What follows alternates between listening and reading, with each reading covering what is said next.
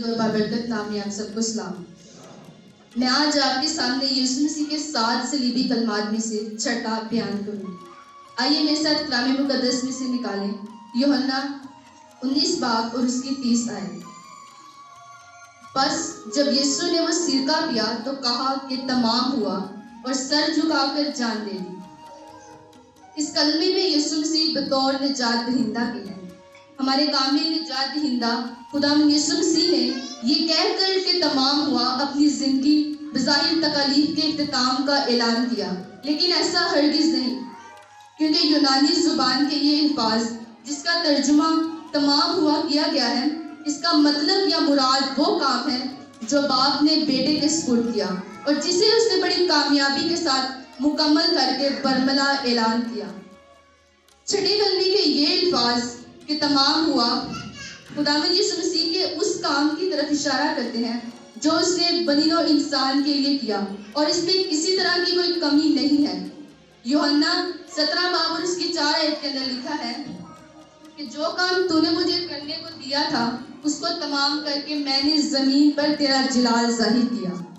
پتہ مندی کی یہ پکار در حقیقت تکمیل ہے خداوند یسوع مسیح کے تجسم میں آنے کی، خداوند یسوع مسیح کے متعلق پیشن گوئیوں کی، بنی نوع انسان کے گناہوں کے کفارہ کی، بنی نوع انسان کے گناہوں کی معافی کی، شریعت کے تقاضوں کی، ابلیس کے ساتھ روحانی جنگ میں فتح کی، خدا کی انسان کے ساتھ ملاپ کی۔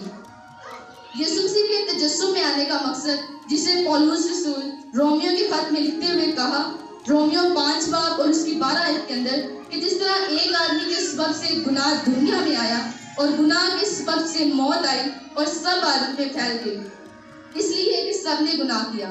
اور 17 آیت کے اندر یہ لکھا ہے کہ جب ایک شخص کے گناہ کے سبب سے موت نے اس ایک کے ذریعے سے بادشاہی کی، تو جو لوگ فضل اور راست بازی کی بخشش افراد سے حاصل کرتے ہیں وہ اس ایک شخص یعنی یسوع مسیح کے وسیلہ سے ہمیشہ کی زندگی میں ضرور ہی بادشاہی حاصل کریں گے۔ یسوع مسیح نے اس کام کو تمام کر کے خدا کا انسان کے ساتھ ملاپ کرایا، اور ہیکل کا پردہ جب پھٹ گیا، جو جدائی کی دیوار حائل تھی، اس نے یسوع مسیح کے اس مشن کو تمام کر کے وہ دیوار گرا دے۔ دوسرا کرنتھیوں 5 باب اور اس کی 18 آیت کے اندر لکھا ہے، اور سب چیزیں خدا کی طرف سے ہیں جس نے مسیح کے وسیلہ اپنے ساتھ ہمارا میل ملاپ کر لیا اور میل ملاپ کی خدمت ہمارے سپرد کی، گناہوں کے کفارہ کی۔ عبرانیوں 9 باب اور 12 آیت کے اندر لکھا ہے، اور بکروں اور بچڑوں کا خون لے کر نہیں بلکہ اپنا ہی خون لے کر پاک مکان میں ایک ہی بار داخل ہو گیا اور ابدی خلاصی کرائی۔ خدا نے ہمارے کامل نجات دہندہ خداوند یسوع مسیح میں ہو کر ہماری نافرمانی کی پوری قیمت خود ادا کی اور وہ سزا اٹھائی جس کے ہم حقدار تھے۔ ہمارے لیے وہ کامل معافی مہیا کی جس کے ہم ہرگز لائق نہ تھے۔ پہلا پترس 1 باب اس کی 18 سے 19 آیت میں لکھا ہے کہ تمہاری خلاصی فانی چیزوں یعنی سونے چاندی کے ذریعہ سے نہیں بلکہ ایک بے عیب اور بے داغ برے یعنی یسوع مسیح کے بیش قیمت خون سے ہے۔ یسوع مسیح کی ابلیس پر فتح۔ کلسیوں 2 باب اور 15 آیت کے اندر لکھا ہے، اس نے حکومتوں اور اختیاروں کو اپنے اوپر سے اتار کر ان کا برملا تماشا بنایا اور صلیب کے سبب سے ان پر فتح یابی کا شادیانہ بجایا۔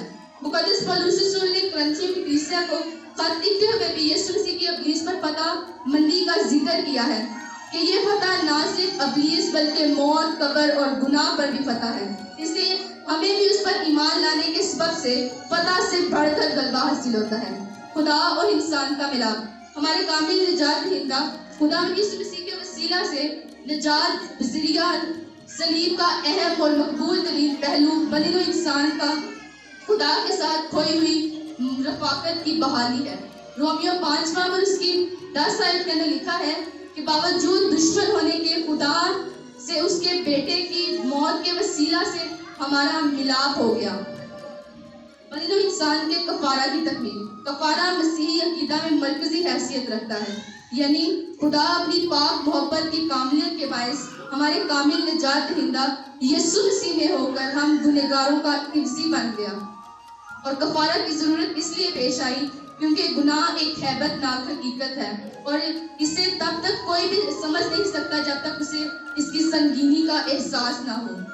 واعظ 7 باب اور اس کی 20 آیت کے اندر لکھا ہے کہ زمین پر کوئی ایسا راست باز انسان نہیں کہ نیکی ہی کرے اور خطا نہ کرے۔ اور اسی طرح حقوق 1 باب اور اس کی 13 آیت کے اندر بھی لکھا ہے کہ تیری آنکھیں ایسی پاک ہیں کہ تو بدی کو دیکھ نہیں سکتا اور کج رفتاری پر نگاہ نہیں کر سکتا۔ یسوع مسیح نے ہمارے لیے نجات کے کام کو انجام دیا، ابلیس پر فتح پائی، خدا کا انسان کے ساتھ ملاپ کرایا۔ اب لازم ہے ہم پر بھی کہ ہم یسوع مسیح کے اس مشن سے فائدہ اٹھائیں اور اس کے بیٹے اور بیٹیاں بن جائیں۔ خدا ہم سبوں کو اس کلام کے وسیلہ سے برکت دے، آمین۔